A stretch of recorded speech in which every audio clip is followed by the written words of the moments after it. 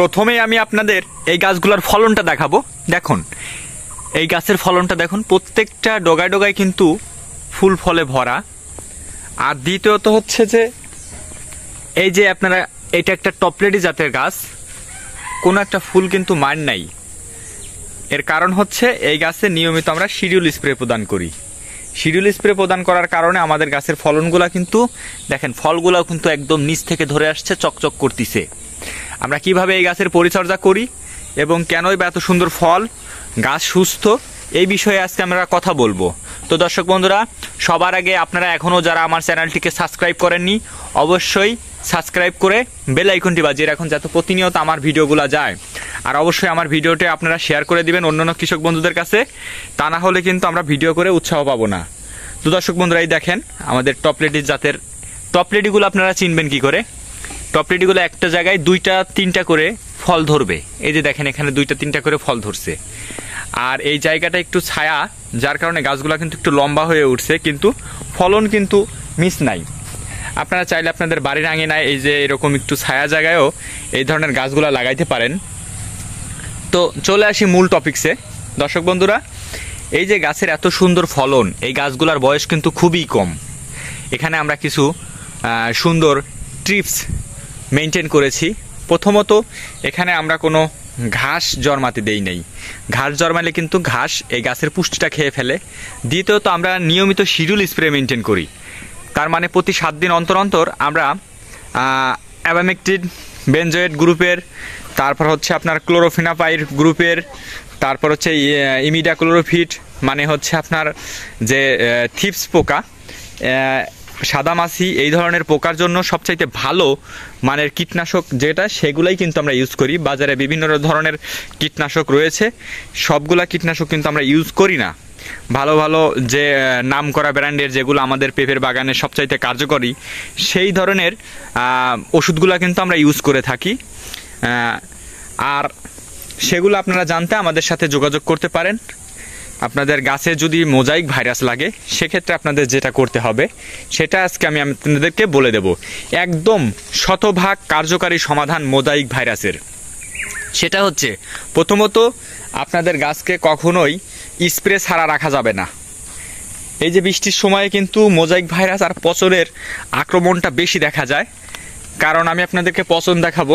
এই যে বৃষ্টির কারণে কিন্তু আপনার পচন, এই যে এইভাবে পচন লাগে। ধরেন এই যে পাতাগুলা থাকে, এই পাতাগুলা কিন্তু পচন লাগায়, এই পাতাগুলা পচন লাগায়। যাই হোক, আমি স্প্রে প্রদান করেছি 2 দিন আগেই, এই কারণে কিন্তু এই পচন আর লাগতেছে না। তা না হলে কিন্তু পচন লেগে যায়। এই যে দেখেন এরকমভাবে কিন্তু পচন লাগার সম্ভাবনা থাকে।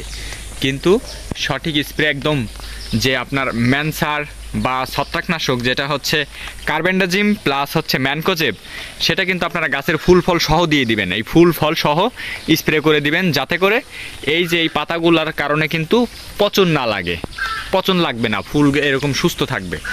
আর দর্শক বন্ধুরা, এই ম্যানকোজেব প্লাস হচ্ছে আপনার কার্বেন্ডাজিম কিন্তু আপনারা ফুল ফলে স্প্রে করতে পারেন।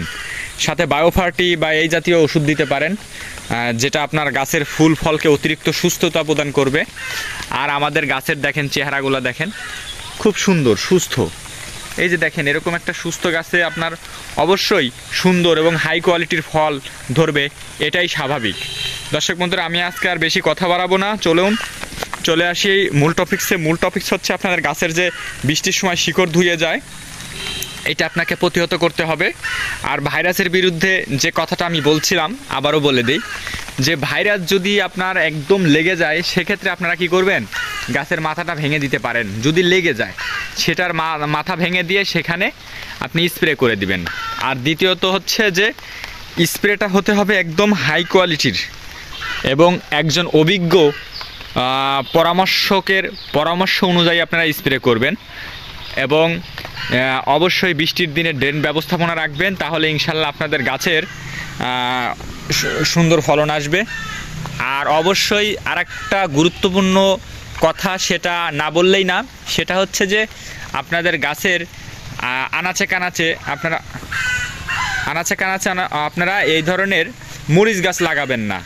কখনোই মরিচ গাছ লাগাবেন না, লাগালেও খুব দ্রুত উঠিয়ে ফেলতে হবে। কারণ দেখেন একদম সরজমিনে আমি আপনাদেরকে একটা কারণ দেখাবো। এই যে মরিচ গাছের কাছে এই দুইটা গাছ আমি যে লাগাইছি, এই দুইটা গাছেই কিন্তু আগে মোজাইক ভাইরাসের আক্রমণ শুরু হয়েছে। এই যে এখানে আক্রমণ করছিল, দেখেন পাতাটা অবস্থা দেখেন, আমি কিন্তু ভেঙে দিছি।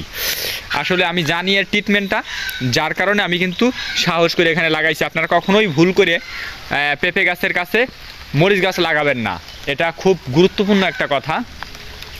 দেখেন আমার ওই দিককার গাছগুলো সুস্থ, আর এইখানে এই মরিচ গাছ থাকার কারণে এই দিককার তিনটা গাছ আপনার অসুস্থ হয়ে গেছিলো।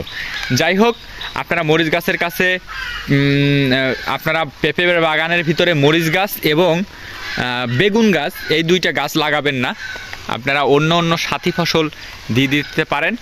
ধন্যবাদ বন্ধুরা, আশা করি আমার এই তথ্যগুলো আপনাদের নতুন পেঁপে চাষিদের ক্ষেত্রে একটু হলেও কাজে লাগছে। যাদের কাজে লাগবে তারা অবশ্যই আমার চ্যানেলটিকে সাবস্ক্রাইব করে রাখবেন এবং বেল আইকন বাজিয়ে রাখবেন, আর আমার ভিডিওটি শেয়ার করে দিবেন।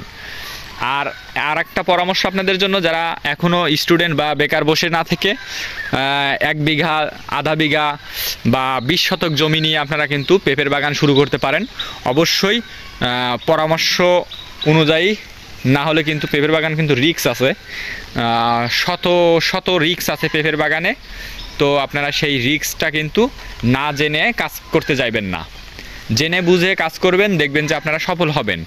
না জেনে বুঝে কাজ করলে কিন্তু ব্যর্থ হওয়ার সম্ভাবনা বেশি, কারণ জাত নির্বাচন, পেঁপের